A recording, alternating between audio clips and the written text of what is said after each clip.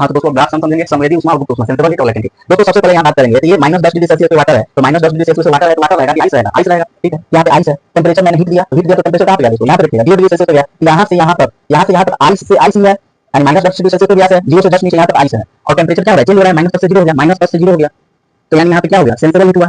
इस दौरान जो हीट दिया गया उस हीट को हम क्या कहेंगे सेंसिबल हीट कहेंगे क्योंकि स्टेट सेम है टेंपरेचर चेंज हो रहा है। अब यहाँ से यहाँ की बात करेंगे दोस्तों तो देखिए temperature of water 0 degree Celsius है वाटर बन गया सब। अब देखिए 0 डिग्री से लेकर यहाँ पे 0 डिग्री है और आइस क्या बन गया है वाटर बन गया स्टेट चेंज हो रहा है टेंपरेचर सेम है टेंपरेचर क्या है कांस्टेंट है तापमान क्या है नहीं बदल रहा है सेम है तो कहने का मतलब है कि इस दौरान जो हीट दिया गया है उसको हम एलएच बोलेंगे लेटेंट हीट। अब यहाँ पे बात कर रहे हैं दोस्तों ये वाटर है 0 डिग्री सेल्सियस पे तो ये वाटर को हमने हीट दिया इसका टेंपरेचर बढ़कर 100 डिग्री सेल्सियस हो गया और वाटर का वाटर ये वाली तो देखिए दोस्तों वाटर से वाटर यानी स्टेट चेंज नहीं हो रहा है लेकिन टेंपरेचर 0 से 100 चला गया यानी इसको हम क्या बोलेंगे एसिड बोलेंगे स्पेसिफिक हीट बोलेंगे क्या बोलेंगे sensible heat sorry sensible heat बोलेंगे ठीक। इस रीजन में आ रहे हैं दोस्तों इस रीजन में क्या होगा टेंपरेचर वाटर कितना है 100 डिग्री सेल्सियस ठीक है लेकिन अब टेंपरेचर 100 डिग्री सेल्सियस है दोस्तों यहाँ पे टेंपरेचर 100 डिग्री सेल्सियस लेकिन जैसे ही 100 डिग्री सेल्सियस टेंपरेचर हो गया पानी क्या बन जाएगा वाइट बनने लगेगा वाष्प बनने लगेगा स्टीम बनने लगेगा वेपर बनने लगेगा तो इस को क्या बोलेंगे एलएच बोलेंगे लेटेंट हीट बोलेंगे क्योंकि टेंपरेचर तो सेम है 100 का 100 है लेकिन पानी अब क्या कर रहा है बॉयल कर रहा है स्टीम बन रहा है वेपर बन रहा है ठीक है। अब यहाँ पे दोस्तों जब वाटर वेपर बन गया तो इसका टेंपरेचर 100 डिग्री सेल्सियस ऑटोमेटिक ज्यादा हो गया।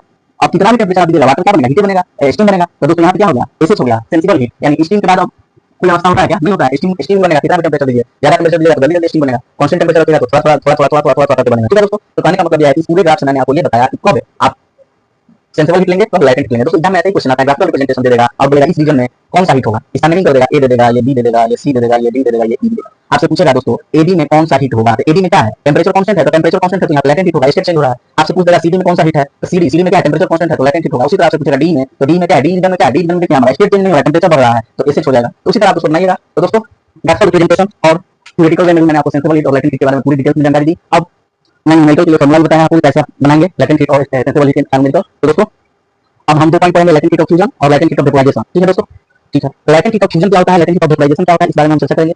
चलिए दोस्तों पहला पॉइंट है हमारा latent heat of fusion latent heat of fusion ठीक है। और दूसरा पॉइंट है latent heat of vaporisation vaporisation इन दोनों के बारे में आपको पढ़ना है। लेटेंट हीट ऑफ फ्यूजन क्या होता है लेटेंट हीट ऑफ वेपोराइजेशन क्या होता है ठीक है। तो दोस्तों heat required to convert ice into water जब आइस को वाटर में कन्वर्ट करने के लिए आइस को वाटर में कन्वर्ट करने के लिए जो हीट लगेगा क्यू लगेगा उसी को क्या कहेंगे लेटेंट हीट ऑफ फ्यूजन ठीक है या मेल्टिंग भी बोलते हैं इसको ठीक है। उसके बाद हम बात करते हैं दोस्तों heat required to convert water into vapour water को वेपर में बदलने के लिए जो हीट लगता है उसी को हम बोलते हैं latent heat of vaporisation. Latent heat of fusion क्या है आइस को वाटर में बदलने के लिए जो हीट लगेगा उसको हम लेटेंट हीट ऑफ क्या बोलेंगे फ्यूजन बोलेंगे। वाटर को वेपर में बदलने के लिए जो हीट लगेगा उसी को हम क्या बोलेंगे लेटेंट हीट ऑफ वेपोराइजेशन। और एक नोट करने वाली बात है इन बोथ केसेस दोनों केस में cases temperature is constant temperature क्या रहेगा कांस्टेंट रहेगा क्योंकि टेंपरेचर अगर चेंज होगा तो लेटेंट हीट हो जाएगा सेंसिबल हीट हो जाएगा तो टेंपरेचर क्या रहेगा कांस्टेंट रहेगा। तो latent heat of fusion and latent heat of vaporisation temperature remains constant.